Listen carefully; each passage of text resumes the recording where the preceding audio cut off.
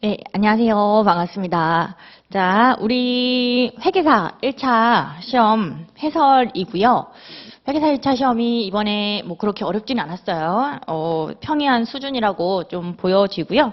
통상 나온 조금 쉬웠던 것 같아요. 계산 문제 같은 경우에도 그렇게 어렵지 않게 나왔고요. 뭐 함정도 크게 많이는 없었다라고 보여지기도 하고요. 좋은 점수를 좀 받으셨으면 좋겠는데 그 회계사 그 시험 응시하신 분들 정말 수고 많으셨고요. 이 해설 강의를 찍는 이유는 이제 응시하신 분들도 리뷰하는 목적으로도 좀 쓰실 수가 있고 또 이제 세무사 시험이 얼마 안 남았잖아요. 5월달에 그 5월달에 세무사 시험 준비하시는 분들도 이 해설 강의를 통해서 조금은 도움을 받으시면 좋겠다라는 생각에 해설 강의를 미리 이렇게 좀 빠르게 찍으려고 하는 거고요. 그래서 이제 세무사 1차 시험 있죠. 그게 5월달인데 그 5월달 치실 때 꼭 요 회계사 1차 시험에 해설 강의를 좀 하는 게 좋을 것 같아요. 요건 최신 문제이기도 하고 그리고 항상 또 다 반영된 그런 문제이기도 하니까 요게 아무래도 세무사 1차 시험에도 요거 비슷한 유형의 문제가 나올 것 같거든요. 그러니까 여러분들이 요 해설 강의를 꼭 챙겨보시는 것이 좋을 것 같아요. 자, 우리 문제를 좀 풀어볼 건데 요 전체 문제를 다 풀 시간은 좀 안 되고요. 40문제라 가지고 이걸 다 풀려면 좀 시간이 많이 걸려요. 그래서 말문제 같은 경우에는 여러분들이 해설지를 보면은 금방 파악이 되실 것 같아요. 이게 왜 틀렸는지 그런 지문을 금방 파악하실 수 있을 거라고 생각이 들고 그래서 계산 문제 위주로 풀이를 좀 진행을 하도록 하겠습니다. 자, 계산 문제 같은 경우에는 법인세법부터 8번 문제에 등장하죠. 8번 문제 뭐 그렇게 어렵지 않습니다. 8번 문제 보시면요. 다음의 자료를 이용해서 영리내고법인 주 A의 제20기 사업연도 자본금과 적립금 조정 명세서 을표에 기재될 기말 잔액의 합계 금액을 계산한 것을 옳은 것은 유보를 구하라는 거죠. 유보, 정기까지 회계 처리 및 세무 조정은 정확하게 이루어졌다. 유보 마이너스 유보 이거를 집계를 하시면 되는 부분이에요. 8번 문제. 자, 해보도록 하죠. 뭐 제일 처음에 첫 번째 자료로 자본금과 적립금 조정 명세서 을표에 기초 잔액 합계 뭐 단기 중에 추인된 항목은 없다. 그렇게 나와 있고요. 그래서 요 기말 유보를 구하라고 했으니까 기초 유보에서 당연히 출발하셔야 됩니다. 기초 유보 주어진 거 50만 원에서 출발을 하시고요. 여기 출발하셔가지고 이번 기회에 또 발생할 유보 세무조정 그거를 가감 조정하시면 되겠죠. 단기순이익 나와 있고 거기 비용으로 처리된 대주주가 부담해야 할 유류비 요거는 대주주가 부담해야 될 거니까 요거 업무 무관이죠. 그래서 송금 불산입하고 소득처분은 대주주한테 기속이 된 겁니다. 배당으로 하시면 되겠죠. 요거는 유보가 아니네요. 그 다음에 비용으로 처리된 사업용 공장 건물에 대한 재산세. 사업용이라는 표현이 나오죠. 요건 업무 관련이에요. 업무 관련 자산에 대한 재산세니까 업무 관련 비용이고요. 송금 인정받죠. 송금 인정받고 비용으로 처리했으니까 세무 조정은 없음으로 끝날 거고 비용으로 처리된 공정가치 측정 금융자산 평가 손실. 자, 이거 비용으로 처리했다고 되어 있습니다. 자, 그러면요. 일단 평가 손실 요거 임의로 평가 손실 잡은 거죠. 그래서 이런 거는 인정하지 않아요. 일단 뭐 금융자산 같은 경우에 주식이었으면 뭐 파산이나 부도 이런 사건이 있긴 해야 돼요. 파산이나 부도 사건이 있으면 세무조정이 없을 건데 여기 어떤 표현도 없죠. 파산 부도가 발생했다 뭐 주식이다 이런 표현도 없죠. 금융자산이 주식일 수도 있고 뭐 채권일 수도 있고 그래서 일반적인 임의 평가 차손이라고 생각하시면 되겠고 요거는 미실현된 거니까 송금 불산입 유보하셔야겠죠. 금융자산을 깐 거니까 다시 늘려야 돼요. 요게 유보네요. 유보니까 유보가 증가하는 거 20만 원 있네요. 요건 더 하셔야 되겠고 유보는 다 들고 와가지고 집계를 해주셔야 돼. 자, 그렇게 하시면 되겠고 근데 혹시라도 이게 주식이었고 뭐 주식 발행법인이 파산했다거나 부도가 발생했거나 그러면 감액 손실로 인정을 해줍니다. 그죠? 근데 여기서는 그런 표현이 없다 보니까 임의 평가 차손이죠. 여섯 번째, 비용으로 처리된 접대비 중 건당 1만 원 초과, 법정 증명서류 미수치분. 요거는 건당 1만 원 초과했는데 영수증 수치분이라고 좀 이해하시면 돼요. 신용카드 매출전표가 없는 케이스죠. 그럼 송금 불산입해야 되겠네요. 소득처분은 기타 사유 유출로 하시면 되겠죠. 그래서 유보가 아니고요. 사업연도 종료일 현재 회계처리가 누락된 외상 매출금. 요거는요. 회계처리 누락됐으면 입금 산입하고요. 유보하셔야겠죠. 손익 기속 시기 차이죠. 매출 채권 더 있다. 20만 원 유보 더 하셔야 되겠고 그 다음에 자본잉여금으로 처리된 자기주식 처분익, 요거는요. 자본잉여금으로 처리했죠. 뭐 수익으로 처리했으면 세무조정 없을 건데 자본잉여금으로 처리했으면 세무조정이 있죠. 이게 세법에서는 입금으로 보는 거니까 입금 산입하고 소득처분은 기타. 요것도 유보가 아니고요. 기타 포괄손익으로 처리된 공정가치 측정, 금융자산 평가이익. 요거는 일단 당기손익에 넣지 않았어요. 그럼 당기손익에 넣기 위해서 요 평가이익을 입금산입 기타로 수익으로 바꿔주고요. 그 다음에 입금 산입했는데 입금인가? 아니죠. 미실현된 거죠. 입금 불산입 마이너스 유보로 금융자산을 다시 내려줘야 되겠죠. 이거는 마이너스 유보니까 차감하셔야 돼요. 부호 조심하시고. 이렇게 유보 증가된 거, 차감될 거 다 집계를 하면 기말 유보가 나오는 거죠. 요거를 구해봐라. 뭐 어렵지 않죠. 유보 쪽만 잘 건드리시면 되겠고 답은 70만 원 이렇게 나올 겁니다. 이렇게 하시면 되는 문제, 그게 8번이었습니다. 이제 10번 문제, 10번 문제가 계산 문제네요. 10번 문제 보죠. 10번 문제 같은 경우에는 수익 배당 입금 무산이 그거 물어보고 있고요. 얘 같은 경우에 지주회사가 아닌 영리내국법인 주A의 제20기 사업년도 수익 배당금 입금 불산입액을 계산한 것으로 오는 것은 그렇게 되어 있습니다. 일반적인 법인이에요. 지주회사 아니고요. 자, 1번 양가로 주A는 2020년 3월 중 비상장 영리내국법인 BCD로부터 수익 배당금 1,500만 원을 수령하여 수익으로 계상하였다. 1,500. 요 배당 지급 법인이 BCD가 나오고 뭐 현금 배당금, 법인세법상 장부가, 지분율, 주식 취득일 이런 게 나오죠. 제일 먼저 좀 확인하셔야 될 것은 거기 꽃표시에 배당 기준일이 나와요. 2019년 12월 31일. 뭐 배당 결의일은 기속 시기를 얘기하는 것이고 우리가 따져보셔야 될 것은 배당 기준일 현재 3개월 이상 이 주식을 가지고 있었나 그걸 따져보셔야 돼요. 그게 수익 배당금 입금 불산입 대상이 될 거고 배당 기준일 전 3개월 이내에 취득한 거 단기 취득 주식이죠. 그거는 수익 배당 입금 불산입 배제가 되는 거니까 날짜 두 개를 좀 확인하셔야 돼요. 주식 취득일과 배당 기준일 비교하셔야 되겠죠. 비교를 좀 해보면요. 주 B 건은 2018년도에 취득을 했습니다. 배당 기준일 현재 3개월 이상 계속 장기간 보유하고 있던 거고요. 주 C 같은 경우에는 2019년 11월 달에 주식을 취득을 했네요. 그럼 배당 기준일 현재 3개월 이상 가지고 있지 않죠. 얘는 배당 기준일 전 3개월 이내에 취득한 주식이니까 단기 취득한 거고 C는 배제가 되는 거예요. 그 D 같은 경우에 2019년 9월 15일이니까 배당 기준일 현재 3개월 이상 가지고 있던 주식 맞습니다. 그럼 우리가 계산해야 되는 회사는요. B하고 D만 계산하시면 돼요. 그래서 요거를 제일 먼저 파악하시면 문제를 좀 빠르게 푸실 수가 있어요. B하고 D만. C는 계산할 필요도 없는 거예요. 요거만 계산을 하시면 되겠고 그 자료에 뭐 주식 취득 이후 주식수, 장부가, 지분율 변동은 없다. 그런 식으로 적혀져 있는데 요거는 결과적으로는 뭐 적수 계산은 좀 생략해도 괜찮다. 뭐 이런 의미라고 이해하시면 돼요. 적수는 좀 생략하고 계산해도 되는 문제. 그리고 이번 양가로의 요 BCD는 지급 배당에 대한 소득 공제하고 조특법상의 뭐 감면 규정, 동업기업 과세특례 적용받지 않는다. 그러니까 결과적으로는 수익 배당 입금 무산입이 되는 케이스죠. 근데 C는 일단 배당 기준이 현재 3개월 이상 가지고 있던 주식이 아니라 가지고 안 되고 3번 양가로의 주 A, 내가 주 A예요. 주 A의 2020년 말 현재 재무상태표 상의 자산 총액이 50억이래요. 자산 총액 필요하죠. 그 다음에 4번 양가로의 이자 비용 3천만 원이래요. 해당 이자 비용 중 1,500은 채권자 불분명 사채 이자 비용이래요. 자, 요거는 선순위 지급이자 송금 불산입액이니까 얘는 제끼셔야 되겠죠. 그래서 1,500은 빼셔야 돼요. 바꾸셔야 돼요. 3,000에서 1,500 빼고 1,500 요걸 가지고 지급이자 차감액을 계산해 주셔야 되겠죠. 5번 양가로의 입금 불산입률이 나와 있죠. 근데 일반 법인의 입금 불산입률은 되도록이면 외워주세요. 일반 법인 지주회사가 아닌 케이스 그때는 외우실 수 있을 부분이니까 이건 충분히 외우실 수 있어요. 가능하면 외워주시긴 하고요. 요즘에는 이렇게 좀 주는 경향이 약간 있더라고요. 비상장 법인 수익배당금 입금 무산입률이 나와 있고 이제 계산해보죠. 자, 수익배당금에서 출발합니다. B의 수익배당금은 600만 원, C의 수익배당금은 300만 원 그렇게 되고요. 여기서 지급이자를 차감해야 되겠죠. 자, 이자 비용 우리가 바꿔놨습니다. 채권자 불분명 사채 이자 빼고 3천만 원에서 1,500 빼면 1,500이죠. 자, 1,500 여기서 출발하셔야 돼요. 곱하기 자산 적수분의 주식 적수인데 이 문제는 적수까지는 고려하실 필요가 없어요.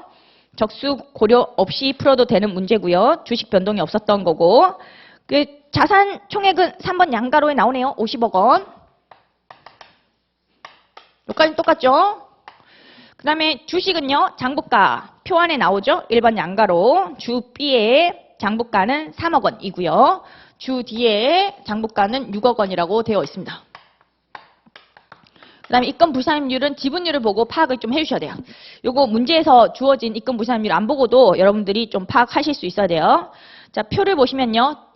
얘들 같은 경우에 전부 다 비상장 영리 내고법인이에요. B, C, D가 다 비상장 법인이고요. 비상장 법인은 지분율 몇 프로 기준? 50% 기준 적용하는 거예요. 일반적인 경우에 50% 이상이면 입금 부사임률이 50%고 50% 이상이 아니면 그때는 30%. 그 기준이죠. 주 B의 지분율은 60%니까 50% 이상에 들어가는 겁니다. 그래서 얘는 입금 부사임률이 50%가 될 거고, 근데 주 D는요. 입금 부사임률, 지분율이 40%니까 50% 이상이 아니네요. 그래서 입금 부사임률이 30%로 떨어지네요. 이렇게 해서 계산을 해보시면 답이 나오겠죠.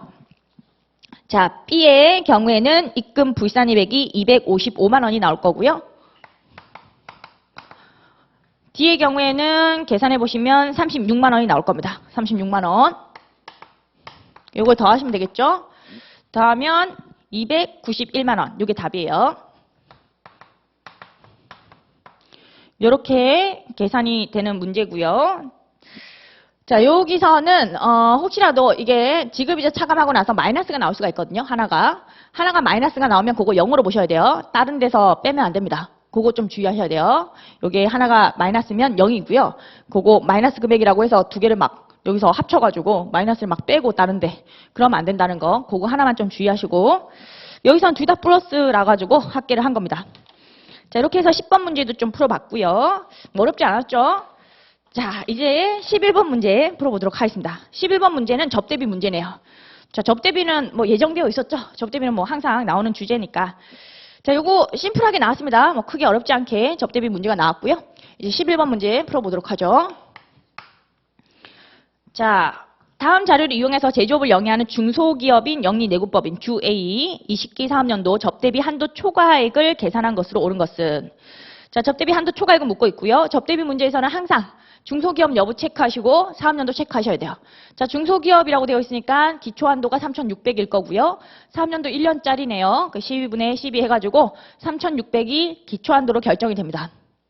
그 다음에 뭐 자료에 별도 언급이 없는 한 접대비 해당액은 적격 증명서를 수취했고 정기까지 세무조정 정확하게 이루어졌대요.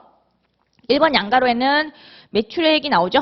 매출액 손익계산서상으로 매출액이 120억이에요. 이 중에 특수관계인에 대한 매출액 40억 원이래요. 이 중이라고 되어 있죠. 그러면 결과적으로 120억 중에서 40억 원은 특수관계인 매출액이고 나머지 80억 원은 일반 매출액이 된다는 거 체크하시고, 그 다음에 판관비 중에 접대비로 비용 계상한 금액이 5,400.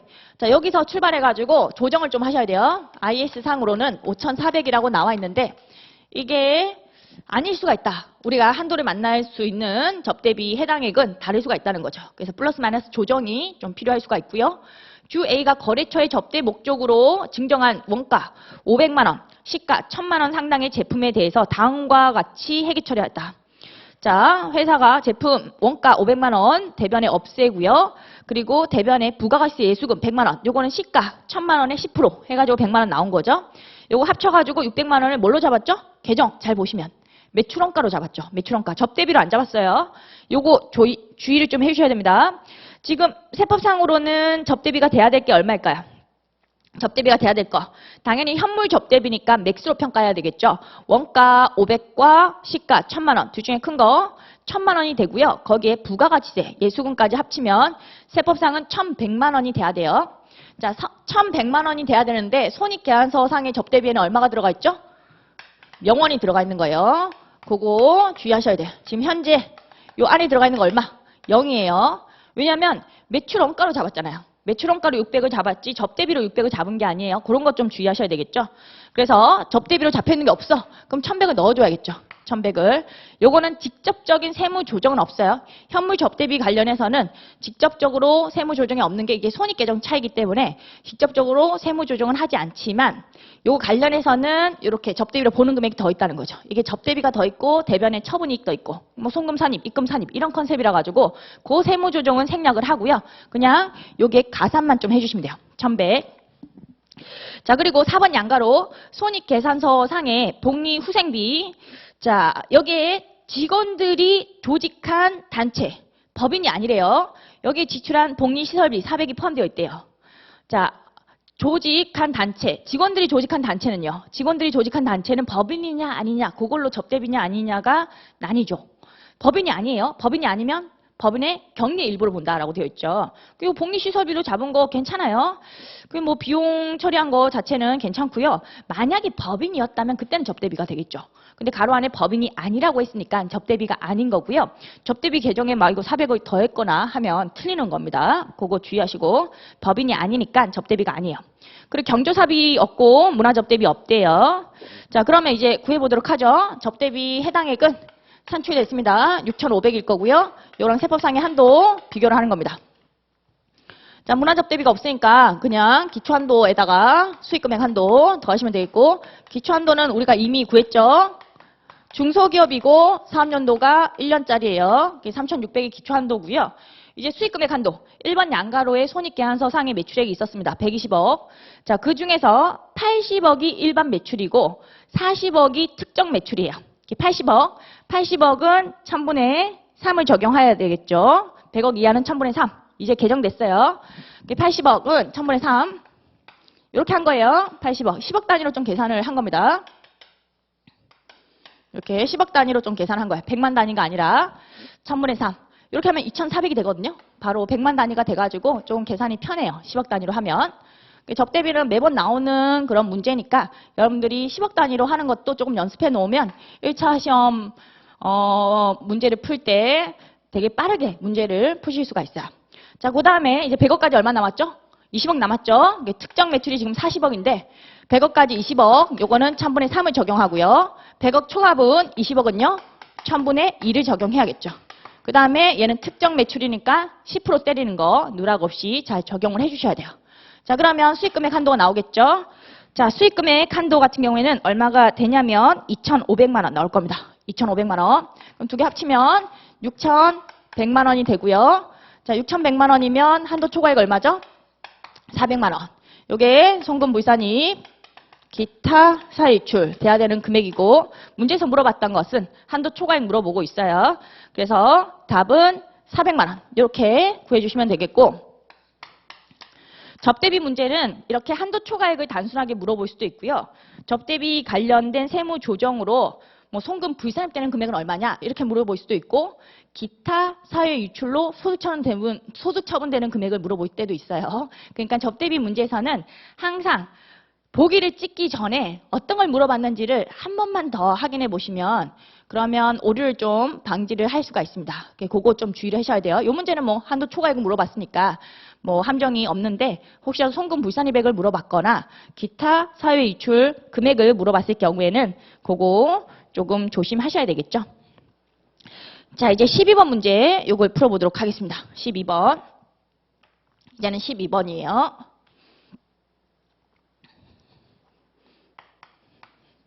자, 12번은 감가상각 문제입니다. 제조업을 영위하는 영리내구법인 주 A, 일반 기업회계 기준 적용 법인이고, 20기 감가상각 관련 자료이다. 1년짜리 회사예요. 감가상각과 관련하여 세무 조정 금액으로 오른 것은 20기 감가상각비 조정을 위한 자료는 다음과 같다라고 해가지고 건물하고 기계장치가 나와 있죠. 자, 취득 원가가 나와 있고요. 그 다음에 기말 감가상각 누계액이 나와 있습니다. 기말 감가상각 누계액 20기 말고가 나와 있네요. 우리가 필요한 거는요, 기계장치 같은 경우에 일반적으로 뭐 정률법 이런 거 적용할 건데 건물은 정액법밖에 안 되지만, 그러면 우리가 필요한 게 단기 초 감루잖아요. 근데 기말, 단기 말 감루가 주어졌으니까 단기 초 감루로 좀 바꿔 놓으셔야 돼. 단기 초 감루로 어떻게 바꾸면 되죠? 단기 중에 증가한 감루를 빼면 되겠죠. 뭘로 증가하죠? 감가상각비로 증가하죠. 그 표 안에 보시면 기초 상각 부인 누계액 유보가 또 주어져 있고 단기 감가상각비가 주어져 있죠. 이걸 빼면 돼요. 기말 감가상각 누계액, 건물 같은 경우에는 4억 3,500 빼기 단기 감가상각비 3,000 하면 4억 500이 되겠죠. 4억 500, 4억 500이 기초 감루가 되는 거고요. 기계장치 같은 경우에도 마찬가지예요. 2억 8천이라고 단기 말 감루가 나와 있는데 여기서 단기 감가상각비 2,500을 빼면요, 2억 500만 원이 기초감루가 돼요. 기초감루를 좀 산정을 해놓으셔야 돼. 이 문제는 특히나 기초감루 필요하거든요. 자, 기준 내용연수하고 삼각률이 나와 있습니다. 거기 3번 양가로의 주 A는 내용연수 및 삼각 방법을 신고하지 않았대요. 자, 그러면요. 당연히 기준 내용연수 적용할 거고요. 건물은 정액법을 적용할 거고 기기장치는 정률법을 적용하겠죠. 그래서 이번 양가로에 있는 건물 정액법 0.05 이 삼각률을 선택을 해놓으시고 기기장치 같은 경우에는 정률법 0.259 이 삼각률을 선택을 해놓으셔야 돼요. 그 다음에 단기 중 건물에 대한 자본적 지출 2,400만 원과 기기장치에 대한 자본적 지출 1,000만 원을 손익계산서 상에 수선비로 처리하였다. 자, 이 수선비가 지금 두 개가 나왔어요. 그러면 분명히 하나는 소액수선비에 해당할 겁니다. 하나는 소액수선비가 아니고 하나는 소액수선비고 그런 식으로 거의 뭐 유형이 정해져 있어요. 그래서 건물도 해봐라, 지금 기기장치도 해봐라 그런 식으로 했으니까 결과적으로 하나는 분명히 소액수선비에 해당할 건데 그걸 파악을 해주셔야 돼요. 둘 다 지금 보시면 2,400, 1,000만 원, 600만 원은 넘어가죠. 600만 원 넘어가면 어떤 거 따져보셔야 되죠? 전재순의 5%에 미달하는지 그거 따져보셔야 돼요. 전재순. 전재순이 뭐죠? 전재순은 정기말 재무상태표상의 순액, 그거의 5%. 정기말 재무상태표상의 순액, 장부가 얘기하는 거예요. 장부가는 취득 원가에서 감가상각 누객을 뺀 거죠. 단기 초 감루를 뺀 거죠. 그게 단기 초 감루가 필요한 거예요. 단기말 감루를 우리가 단기 초로 바꿔놨죠. 이게 필요합니다. 그래서 요 순액, 장부가 베이스로 5%를 적용하셔야 돼요. 자, 건물 같은 경우에 한번 해보면요.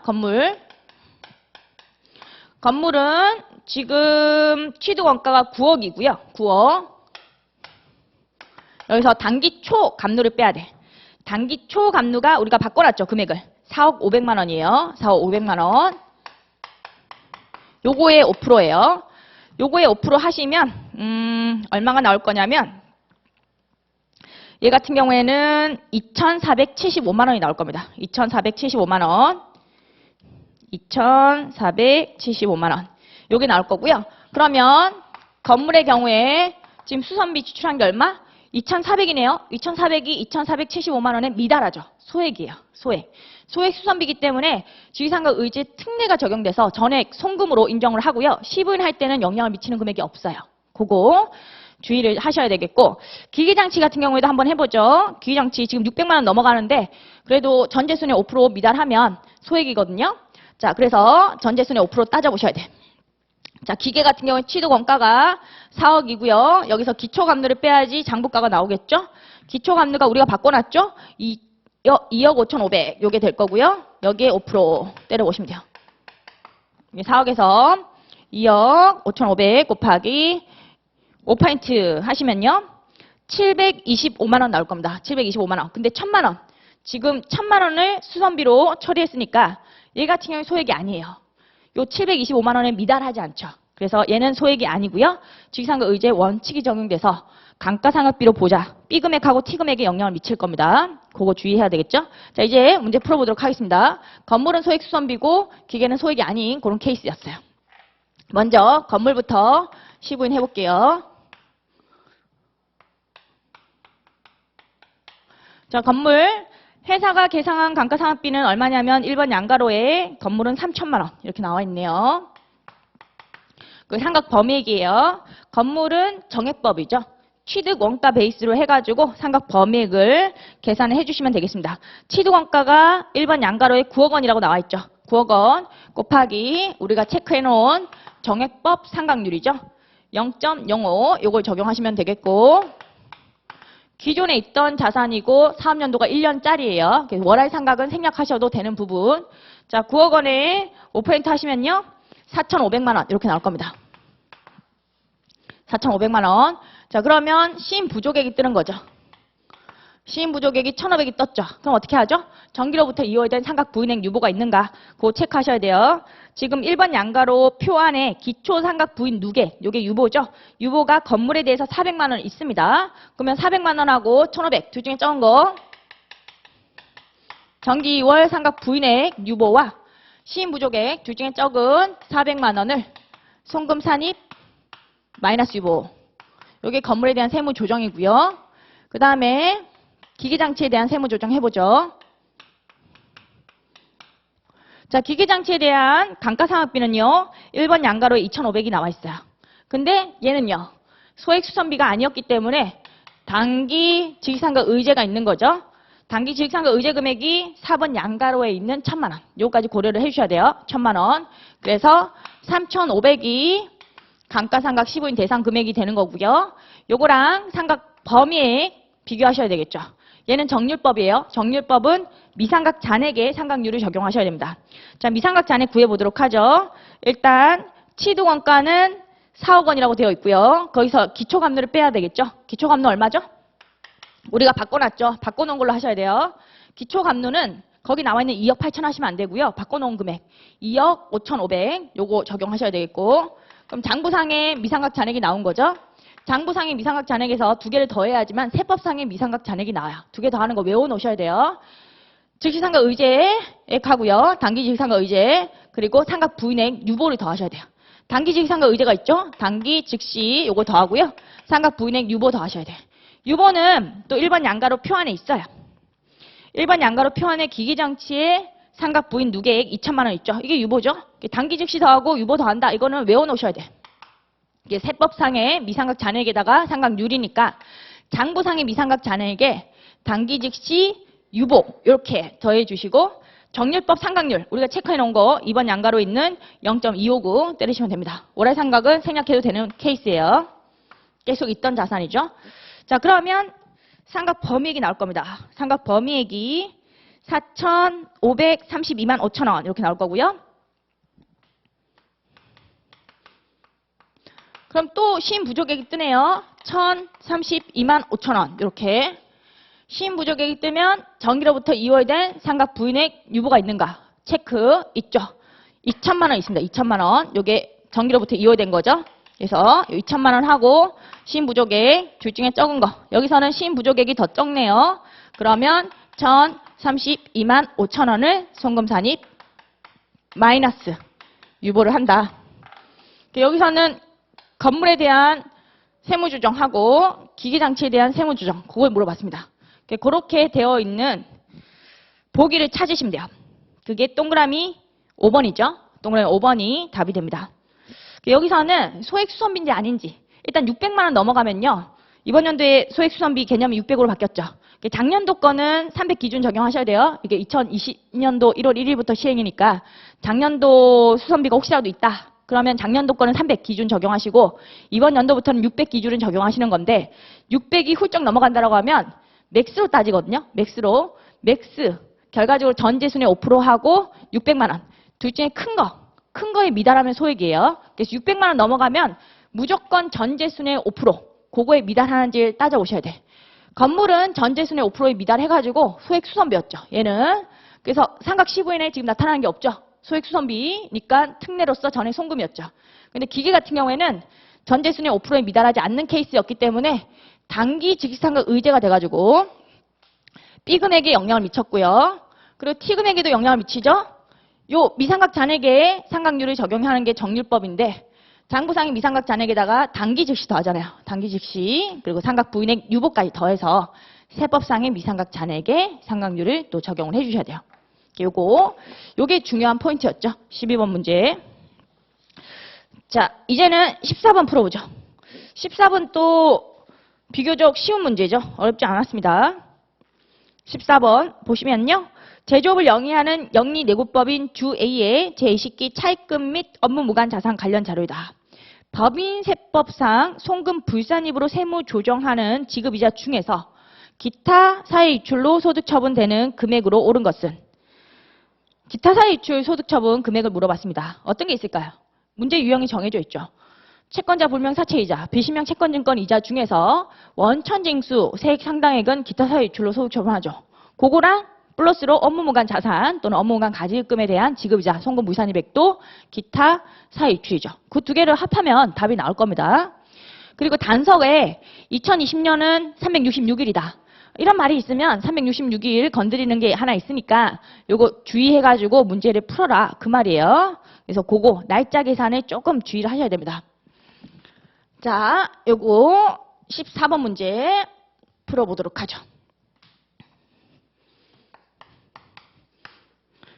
14번 포괄손익계약서 상의 지급이자 내역이 나옵니다. 사채이자가 있네요. 꼭 표시해 보시면 채권자 불명 사채이자로 동이자와 관련하여 원천징수하여 납부한 세액은 126만 원. 자, 여기 바로 또 기타 사유 입출이 되는 거죠. 126만 원. 요거 집계를 해 놓으셔야 되겠고. 그 다음에 거기 사채이자 중에서 300만 원, 126만 원을 뺀 거 있죠. 뺀 거는 상여로 소득 처분되는 금액이에요. 어찌됐든 채권자 불명 사채이자 같은 경우에는 전액 송금 무산입 될 거니까 상여든 기타 사유 입출이든 선순위로 송금 무산입되면은 뒷동네에 업무무관 자산 관련해서 지급이자 송금 무산입할 때는 제외를 하셔야 돼요. 그럼 사채이자는 송금 무산입 다 됐고 남아있는 차입금은요. 은행 차입금 10%짜리 그게 남았어요. 남아있는 이자와 남아있는 차입금으로 뒷동네에 후순위 지급이자 송금 무산입을 계산하셔야 되겠죠. 이번 양가로에 재무상태표상 정기에 특수관계인으로부터 취득하여 보유하고 있는 업무무관 자산 작년도에 취득을 했다는 거예요. 취득가액을 보시면 2천만 원이고 취득 당시에 시가가 1,200만 원이래요. 정기 세무조정은 정확하게 이루어졌고 취득 이후 변동 내역은 없다. 뭐 정기 세무조정은 뭐였을까요? 회사가 만약에 요 취득가 2천만 원으로 장부에 잡아놨으면요. 세무조정이 있었겠죠. 왜냐하면 특수관계인한테 자산을 시가보다 고가 매입한 케이스거든요. 취득가액이 2천만 원. 시가는 1,200밖에 안 되잖아요. 고가 매입하면 자산을 감액해야겠죠. 특수관계인이니까 부당이계산 부인 규정에 의해서 자산 2천만 원 잡아놓으면 1,200하고 차이 800만 원에 대해서 작년도에 송금산입 800 마이너스 유보했을 거예요. 이게 혹시라도 단기 취득한 거면 그때는 그 세무조정까지 들어가야 되는 것인데 이건 정기 취득했으니까 정기 세무조정으로서 송금산입 800 마이너스 유보 그리고 송금 산입한 거 송금이 아니죠. 부당이계산 부인 규정 송금 무산입 부계부 800만 원 그리고 소득처분은 기속자에 따라서 상여나 배당이나 그런 식으로 작년도에 세무조정이 양쪽으로 일어났을 거예요. 그런데 지금은 어떤 세무조정이 일어나야 되냐면 업무무관 자산을 작년도부터 계속 갖고 있잖아요. 그리고 차입금이 있죠. 그럼 업무무관 자산에 대한 지급이자 송금 무산입을 해야 되고요. 작년도에 취득했으니까 이번 연도에는 366일 동안 계속 가지고 있었죠. 적수 계산하실 때는 366일을 적용해서 적수를 계산하셔야 돼요. 그리고 여기서 세법상의 취득가액은 얼마예요?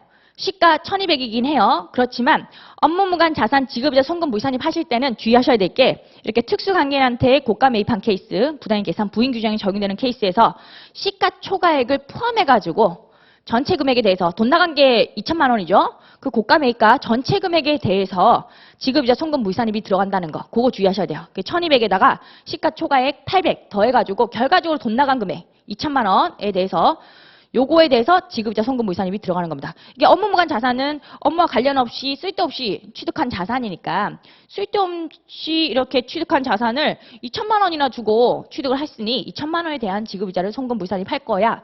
이런 조세 정책이 좀 들어간 거예요. 2천만 원 그거 체크하셔야 돼. 여기 366일을 때려야지. 이렇게 잘 체크하시고 재무상태표상의 대여금 500만 원 적수가 나와 있네요. 이것도 업무와 관련이 없는 특수관계인에 대한 것이다. 이거는 업무무관 가지급금이라는 뜻이에요. 그럼 이렇게 업무무관 자산도 있고 업무무관 가지급금도 있으니까 지급이자 송금 무산입을 또 하셔야 되겠죠. 자, 남아있는 지급이자 얼마죠? 1번 양가로에서 채권자 불명 사채이자는 이미 송금 무산입 됐고요. 남아있는 게 1,000만 원 지급이자고 곱하기 차입금 적수. 문제에서 차입금 적수가 다 주어져 있었어요. 1번 양가로에 보시면 남아있는 이자 1,000만 원에 대한 차입금 적수가 366억 원이라고 주어져 있죠. 이렇게 주어져 있고 그 다음에 업무무관 자산이 얼마죠? 우리가 체크해 놓은 거 고가 매입가 2천만 원 여기에 며칠? 366일이에요. 작년부터 계속 갖고 있었습니다. 그 다음에 대여금, 업무무관 가지급금 적수가 나와 있죠? 적수 나온 것은 적수를 쓰시면 돼. 18억 3천만 원이죠. 자, 이렇게 하면 이제 업무무관 자산에 대한 지급이자가 나올 겁니다. 250만 원. 이게 일단 1,000만 원보다는 작아야 돼요. 그래서 여러분들이 당연히 이거 분자는 분모를 넘는 거 안 된다는 거 아시죠? 이거 100% 한도입니다. 이게 1,000만 원인데 이게 1,200이 나오면 안 되거든요. 100% 한도기 때문에 그거 확인하기 위해서는 이게 혹시라도 1,000만 원 넘지는 않는지 그거 한번 확인해 보셔야 돼요. 산출하고 나서. 그런 것도 함정은 등장할 수는 있으니까 주의를 하셔야 되겠고. 자, 그러면 집계를 해보면 얼마가 나오냐면 376만 원이 답이죠. 요게 기타 사유 이출로 소득 처분되는 금액이에요. 답은 동그라미 4번 그렇게 체크하시고 여기서는 어떤 게 관건이죠? 요거 특수관계한테 고가 매입했을 경우에 시가초과에 포함한다는 거. 그러니까 원래는 세부상의 취득가액으로 하는 게 원칙이긴 하지만 세부상 취득가액은 원래부터 시가초과액을 포함하지 않잖아요. 그게 1200이거든요. 시가 1200. 그렇지만 이 동네에서는 시가초과액을 포함해가지고 요 전체 쓸데없이 돈 쓴 거 그거에 대한 지급이자를 송금부의산입하는 거죠. 그거 알고 있느냐? 그게 관건이었고 자 이제 14번 풀어봤고 15번 풀어보도록 하죠. 15번은 대손금하고 대손충당금 관련 세무조정 물어보고 있네요. 요거 해보죠. 15번입니다.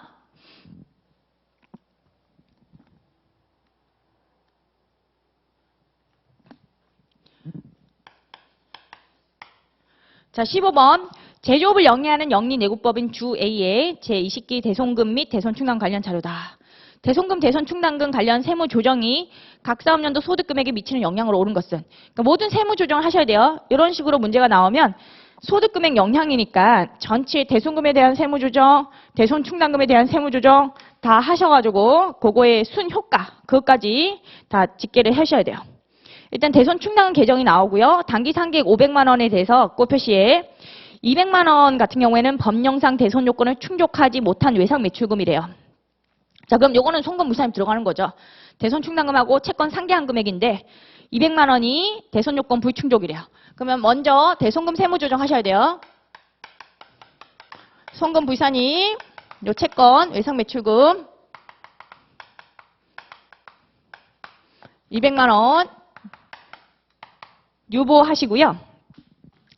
그 다음에 이번 양가로 정기말 자적의표에 유보 잔액 내역이 나옵니다. 일단 대손충당금 한도 초과액 300만 원. 요거 총액법이니까 바로 송금 산입하고 시작하셔야 되겠죠. 대손충당금 세무조정 하실 때 첫 번째로 정기말 대손충당금 한도 초과액 얘 같은 경우에 300만 원이죠. 요거를 바로 송금 산입 300 마이너스 유보 하고 시작하셔야 되겠고 그 다음에 외상 매출금 대손 부인액 700 꽃표시가 붙어 있네요. 요게 유보죠. 채권에 대한 유보인데 회수 노력에도 불구하고 회수하지 못하여 단기 중 소멸시효가 완성이 되었대요. 자 그러면 어떻게 해야 돼요? 송금 산입해야 되겠죠. 단기 중에 소멸시효가 완성됐으니까 이 유보를 좀 추인해줘야 됩니다. 그게 700만 원이죠. 송금 산입해서 추인합니다. 소멸시효 완성 채권 700 마이너스 유보 이렇게 추인하고요. 그 다음에 뭐 대여금에 대한 대손 부인액도 좀 나와 있고 이게 다 채권에 대한 기초 유보가 되는 거예요. 기초 유보 얼마예요? 그러면 외상 매출금 대손 부인액 700하고 대여금 대손 부인액 1000만 원 하고 기초 유보는 여기 적을게요. 1700이 있는 상태였어요. 우리는 뭐가 필요하죠 또? 단기 말, 기말 유보가 필요합니다. 왜냐면 세법상의 설정 대상 채권에 대손율 때려가지고 대손충당금 한도 15인 할 거잖아요. 그러기 위해서는 단기 말 유보를 가감해가지고 재무상태표상의 채권에다가 단기 말 유보를 가감해서 세법상의 채권 잔액을 구해주셔야 돼요. 그래서 필요하고요. 3번 양가로의 제20기 말 재무상태표상의 채권 내역이 나오죠. 그 대여금 5천만 원. 특수관계인이 아닌 자에 대한 금전 소비대차 계약으로 인한 거다. 특수관계인이 아닌 자에 대한 것은 업무 무관 가지의금 아니에요. 대손충당금 설정할 수 있습니다. 만약에 특수관계인 거였다면 그때는 업무 무관 가지의금이 돼가지고 대손충당금을 설정할 수 없겠지만 여기서 특수관계인이 아니라고 했으니까요. 이런 대여금은 괜찮아요. 업무 관련 대여금이라고 생각하시면 돼요. 그래서 대손충당금 설정 대상이 되는 겁니다. 대손 실적률이 나와 있네요. 1.5%. 그럼 맥스로 가는 거니까 1%하고 1.5% 더 큰 거는 1.5%. 요걸 바로 적용을 하시면 되겠고 요 재무상태표상의 채권 잔액이 나왔으니까 여기 단기 말 유보까지 가감해서 한도를 구하시면 되겠죠. 자 이제 남은 세무조정은 하나예요. 단기 말 대손충당금 세무조정. 자 BTD를 하는데 자 B 금액은 대손충당금 T 계정에서 기말 잔액이에요. 일반 양가로에 나오죠. 3천만 원. T 금액은요. 설정 대상 채권 잔액에다가 1.5% 대손율을 곱하면 되겠죠. 요 맥스로 곱하는 겁니다. 1.5% 주어졌으니까 우리 요거만 구하시면 돼요. 이제 설정 대상 채권. 요 같은 경우에는 구하실 때 장부상의 대손 충당금 설정 대상 채권에서 출발합니다. 거기 3번 양가로 재무상태표 상의 채권 내역 전체 합계가 8억 5천이죠. 요거는 재무상태표 상의 금액이에요. 8억 5천. 그리고 설정 제외 채권이 없었어요. 뭐 업무공간 가지급금이라든지 채무 보증으로 인한 구상 채권, 매각 거래로 인한 할인업 배서 양도, 제가 뭐 가구 할배라고 부르는 거. 특수관계인한테 고가 양도 해가지고 시가초과액에 상당하는 채권, 이런 게 요 대손 충당금 설정 제외 채권이죠. 요 가구가 업무공간 가지급, 구가 채무 보증으로 인한 구상 채권. 요 할배가 할인원 배상 양도음인데 매각 거래로 인한 거. 그리고 특수관계인한테 외상으로 고가 양도를 해가지고 내가 받을 채권이 있는데 시가초과액에 상당하는 채권은 요거 제외하도록 되어 있어요. 제외하는 채권이 하나도 없어요. 그러면 여기서 유보만 가감하시면 돼. 그럼 세법상의 채권 잔액이 나오죠. 유보 같은 경우에는 요 대손금 세무조정을 보시면 돼. 대손금 세무조정 보시면 여기에 플러스 유보 200만 원 생겼죠? 채권 플러스 유보 200만 원. 그리고 마이너스 유보 700만 원, 요 기초 유보가 추인된 게 있었죠. 700. 이렇게 하면 기말 유보 나오는 거예요. 대손금 세무조정만 정확하게 해주시면 기말 유보 나오는 거야 어렵지 않습니다. 그럼 기말 유보는 얼마죠? 1200이라는 거죠. 1200. 요거를 이제 가산해서 8억 6200이 나오네요. 8억 6200에 1.5% 요걸 때려주시면 돼요. 자, 그러면 1293만 원이 대손 충당금 한도가 되고요. 한도 초과액은 얼마죠? 3천만 원. 기말 잔액에서 빼면 1707만 원. 요거 송금 부산이 1707만 원 플러스 유보하면 되겠죠. 자, 문제에서 물어봤던 거는요. 요 대손금, 대손 충당금 세무 조정으로 인한 소득 금액에 미치는 영향. 전체를 다 물어봤어요. 그럼 세무 조정은 다 집계를 하는 겁니다. 요거 하고 두 개, 요거 하고 다 집계를 해보면 되겠죠. 플러스 마이너스 하시면 돼요. 요거는 가산 조정이네요. 200만 원. 요건 차감 조정 700 차감 조정이고, 얘도 차감 조정 300이고, 얘는 가산 조정 플러스. 이렇게 하면 이제 세무 조정의 순 효과가 나오겠죠. 플러스 금액으로 나옵니다. 907만 원. 요게 답이에요. 이렇게. 요걸 구하는 문제였어요. 그러니까 전체적인 세무조정 할 수 있는지 그걸 물어본 문제 15번. 자, 15번까지 풀어봤고요. 이제 17번 좀 풀어보죠. 17번. 자, 17번 보시면요. 17번.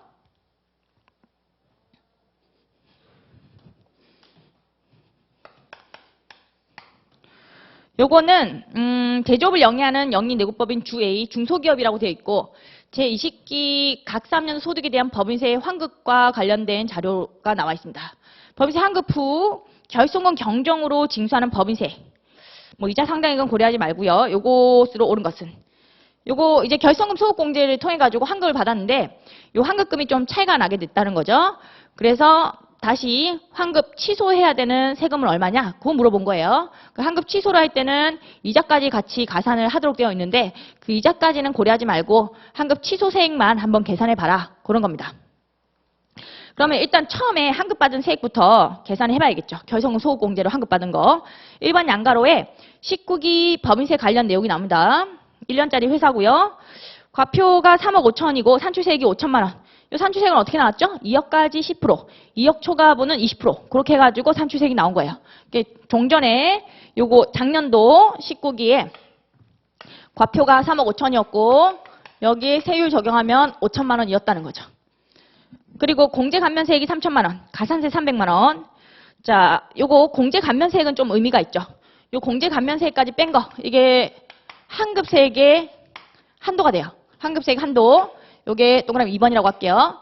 환급세액 한도고 요 환급 대상 금액하고 요 환급세액의 한도 비교해가지고 둘 중에 적은 거, 그거만큼 환급을 받았을 겁니다. 일단 환급세액부터 구하셔야 돼요. 그래서 여기서 환급세액 한도 같은 경우에는 가산세의 자료가 주어져 있는데 가산세는 원래부터 환급 안 해주거든요. 잘못해가지고 내는 거니까. 그래서 요 세액공제까지 딱 들어간 금액 2천만 원이 환급세액의 한도가 된다는 거 알고 계셔야 되겠고, 가산세는 무시하셔야 돼요. 단기 결손금 1억 원이 발생해가지고 이 중에 8천만 원을 소급공제 신청을 하고 이에 대한 법인세를 환급받았다. 이렇게 되어 있죠. 그래서 지금 단기에 결손금이 1억 원이 발생했고요. 마이너스 1억 원. 요거를 8천만 원을 소급공제 신청하고 나머지 2천만 원은요. 2월 공제가 되겠죠. 이게 소급. 요게 2월. 그럼 8천만 원을 소급공제를 받았으면 요 과표가 8천만 원만큼 줄었겠죠. 8천만 원만큼 줄어가지고 세금이 줄겠죠. 그것만큼 환급을 받는 거죠. 결과적으로. 그러면 2억 7천이 되고요. 과표가. 여기에 세율 적용하시면요. 2억까지 10%, 2억 초과분 20%. 요걸 적용하시면 얼마가 나오냐면 3,400만 원이 나옵니다. 3,400. 그러면 환급 받는 거 얼마예요? 환급 대상액은요. 5천만 원과 3,400의 차이죠. 차이, 요 중간값. 5천만 원에서 3,400을 빼면요. 1,600이 나올 겁니다. 요게 환급 대상 세액이에요. 그리고 한도랑 비교하는 거죠. 둘 중에 적은 게 뭐죠? 1,600이죠. 중간 거. 이렇게 과표가 줄어들어서 요 세액이, 상추세액이 줄어든 거예요. 그러면 당초 상추세액이 5천이었는데 3,400으로 줄어들었으니까 1,600은 환급을 해주겠다는 거죠.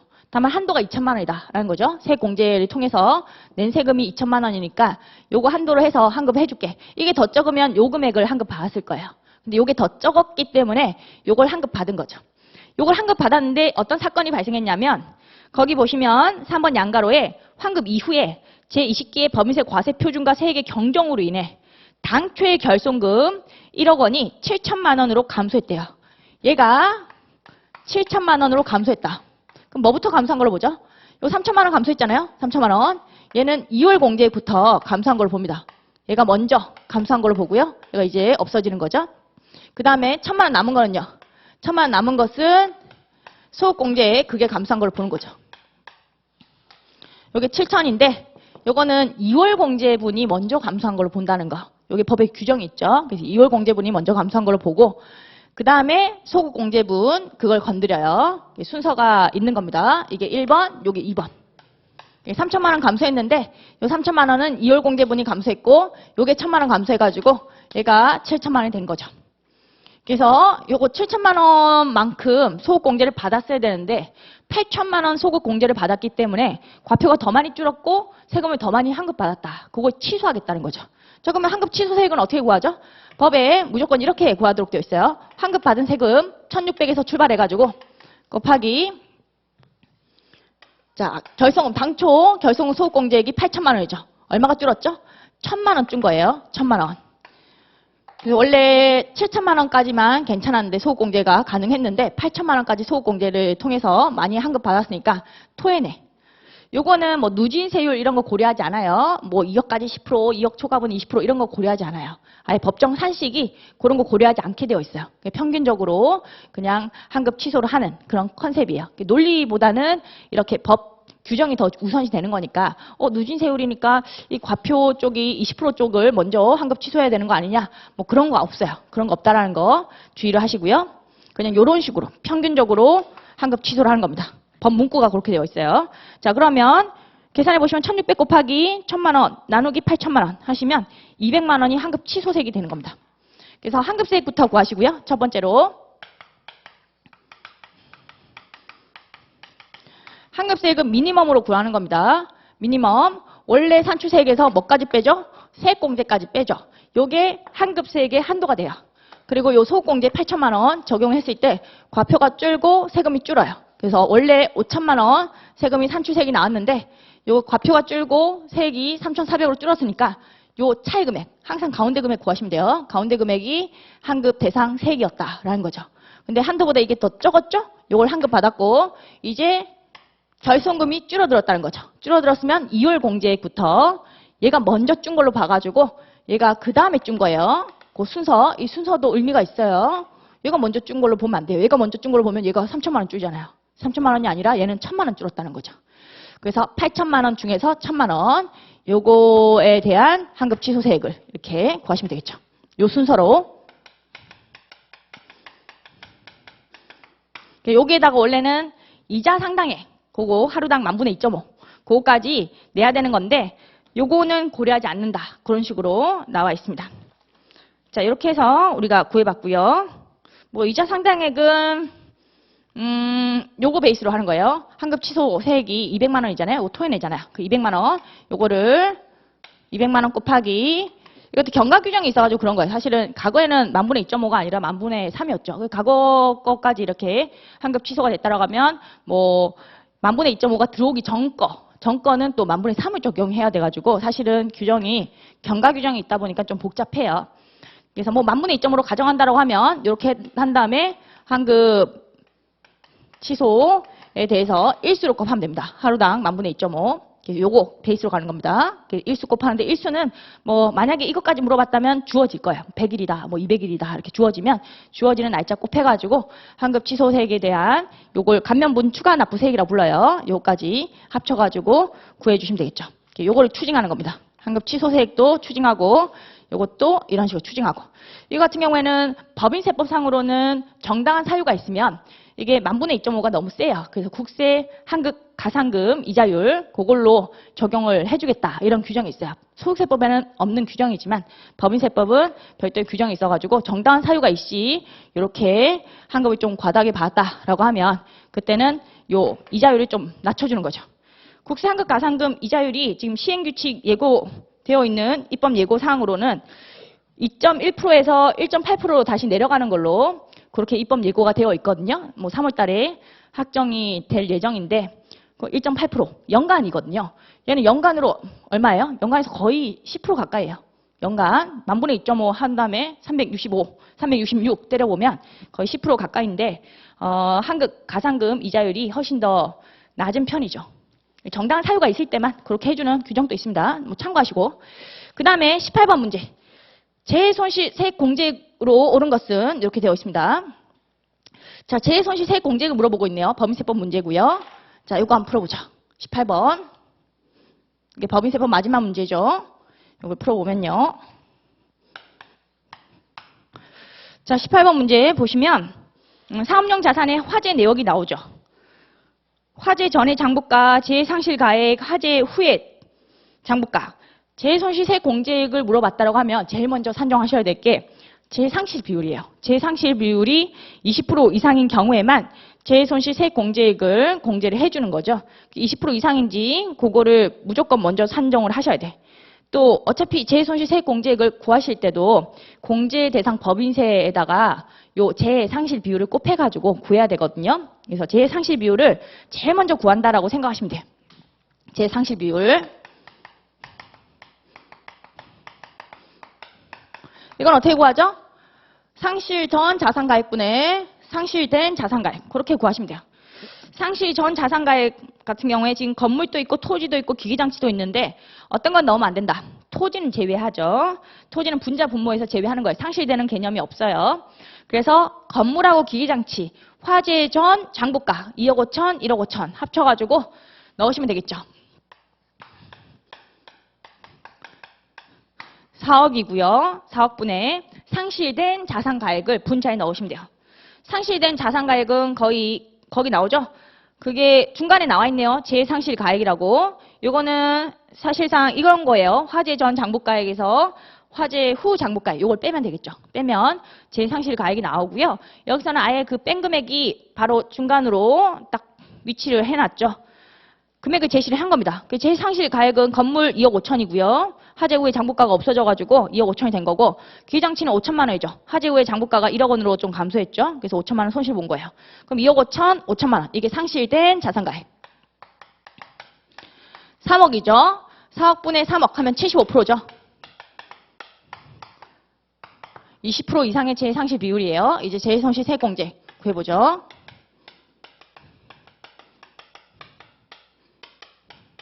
자, 요거는 구하실 때 미니멈으로 구합니다. 미니멈.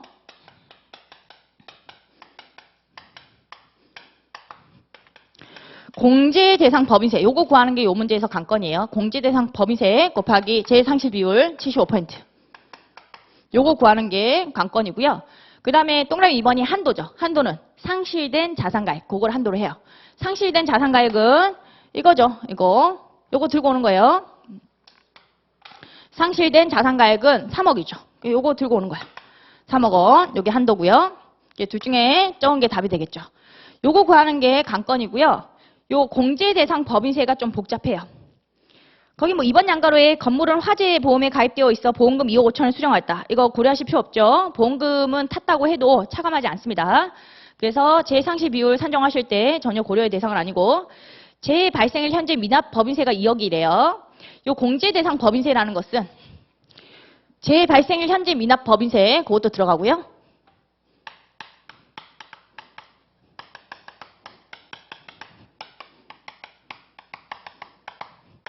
요거는 재발생일 현재 미납법인세 그거 금액이 얼마냐면 2억이죠. 요것도 들어가고요. 미납법인세. 그리고 재발생일이 속한 사업년도 이번 기 사업년도에 소득에 대한 법인세 그것도 들어가는 거예요. 그게 4번 양가로에 나오죠. 당기 사업년도 법인세 관련 자료 거기서 나올 수가 있습니다. 법인세 산출세액이 1억 5천이죠. 1억 5천. 그리고 공제 감면세액이 나오고 가산세가 있거든요. 요거 뺄지 말지 더할지 말지 이런 규정을 좀 알고 계셔야 돼요. 공제 감면세액은 조특법상 투자세액 공제라고 되어 있죠. 다른 법률상의 세액 공제는 빼도록 되어 있어요. 다른 법률이에요. 법인세법이 아닌 법률. 법인세법상의 세액 공제, 뭐 외국납부 세액 공제라든지 사실과 다른 회계 처리로 기인한 경정시 세액 공제라든지 그런 거는 법인세법상 세액 공제라 가지고 뺄 수가 없어요. 그런데 조특법상 세액공제액은 뺄 수 있습니다. 이건 빼야 된다라는 거죠. 가산세는 또 더하는 게 있고 안 더하는 게 있어요.